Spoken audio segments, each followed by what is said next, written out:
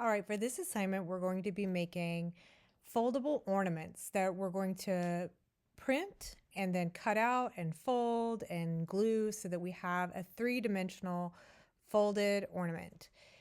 We're going to need to make a custom size so that when we print it out on my printer, I can make sure that it's the correct size.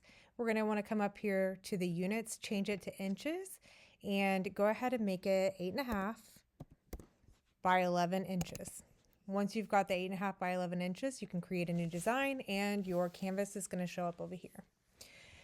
So you should have downloaded my template, and I've already done that and I've uploaded it to this. I'm going to go ahead and add it to my canvas, but you would have to go to upload files and then find the template on your computer and go ahead and upload it to your Canva.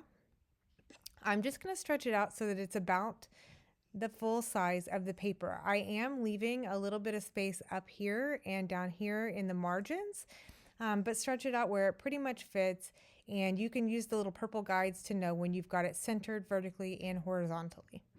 Once you have the template in place, I want to lock it in position so that we don't accidentally move it while we're doing all of the rest of the things that we're going to be doing. Another thing that I went ahead and did beforehand is I came over here and I've uploaded some pictures from my recent vacation to Washington, D.C.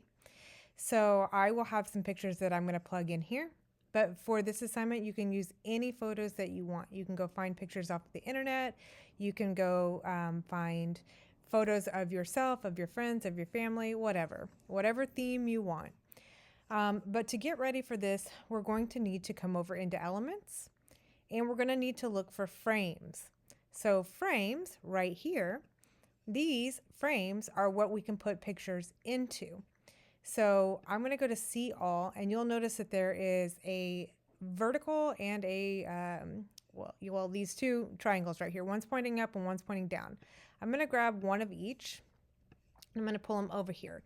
So I want you to notice, and I'm going to go ahead and zoom in just a little bit, that I want my triangle to fit this. Oh, you know what? I'm going to actually come in from the corner. I think it's going to be easier to do it this way. Yeah, I do still think I'm going to need to. You're just going to want to fit one in there where it fits pretty much perfectly. And you do want to see the lines. So the good news is you're only going to have to mess with this one time because I'm going to show you. Yeah. Get it where it pretty much is covering your the triangle, okay, of your template. You're going to do the same thing with the one that's pointing down. If you go from a corner, it doesn't mess up your triangle as much, and that is almost there. I mean, it's not perfect, but I mean, it's pretty darn close. Okay, so now I've got this one and this one. Well, all I got to do, because I need this one to be here, here, and here, right? So I'm just going to, while I have it selected, hit this to make a copy. And it does matter. It does matter how it is oriented, because when we put our pictures in here, if you're using this one, the picture is going to be oriented up and down.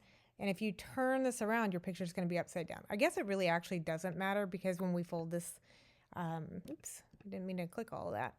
When we fold all of it up, there's not going to be an upside or a downside. But you're just going to make copies, and you're going to fill in the template, okay? Now, the weird part about this is that once we have it filled in, it likes to try to predict where you're going to want it. And it's going to think I want it down here, since that's where I moved that one, but it's not. Okay. All right. You're just going to get it as close as you can get it. And notice that, you know, this one's not quite right, but it's fine. All right. And if you're having trouble, like, see how this one and this one both cover up that one and I can't get to it, you can just move one out of the way. You can also use the layers panel, which I'm going to show you in a minute. So now that we have our frames, this is where we're going to come over to the uploads and where we can put in our photos. I do want to tell you that wherever pictures that you've chosen to use, you're going to look for some that is pulled back just a little bit from your subject.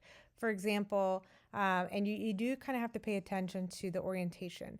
So let's say that I want to use this picture of the Capitol. Okay, that is perfect in this one right here. If I wanted to adjust it a little bit, I can just double click on the picture and then I can move my picture around like that.